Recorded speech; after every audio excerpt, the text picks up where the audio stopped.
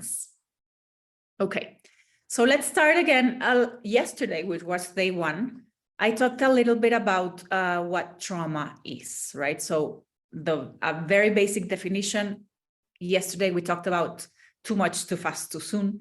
Today, I'm going to talk about two things. The important thing for us as people who work with trauma is that it's something that we wish it would have stayed in the past, right? And it would be just an event that happened some time ago.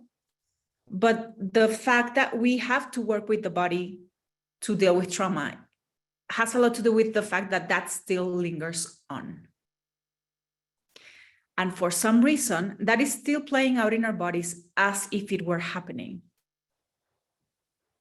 That's why we're defensive or we are backing away from things, because it feels that the danger of that situation repeating is very close or imminent even. That may or may not be true, depending on the type of situation, environment, history, and all of that.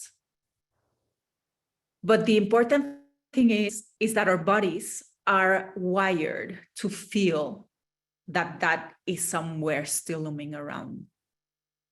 That's one of the biggest traits of trauma, that it's still giving a signal to our bodies to be looking out for a danger.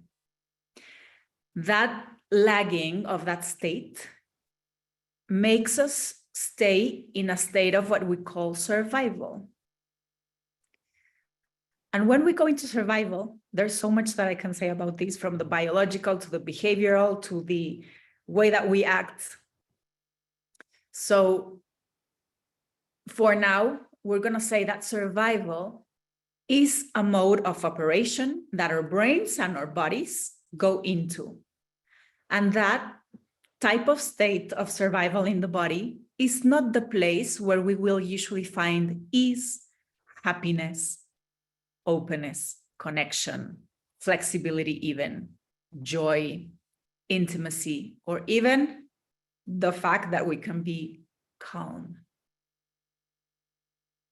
That you can tune into that silence of the moment. Yeah.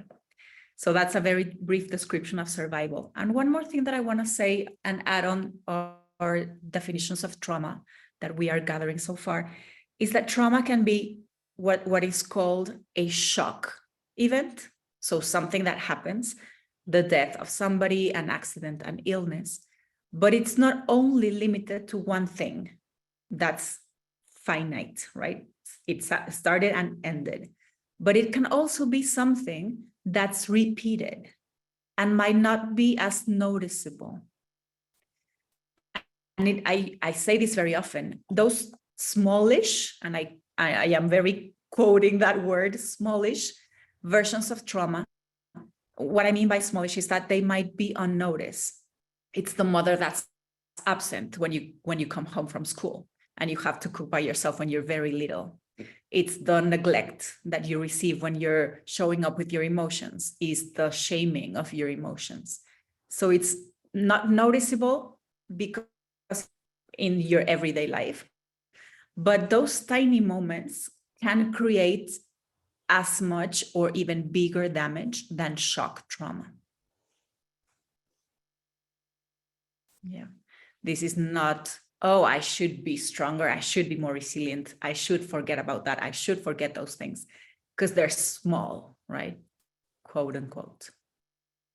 They can go so deep and create so much damage, as much or the same as a shock and something that's clearly devastating. Like, let's say, like, oh, it's a hurricane that made you change your life radically or something like that.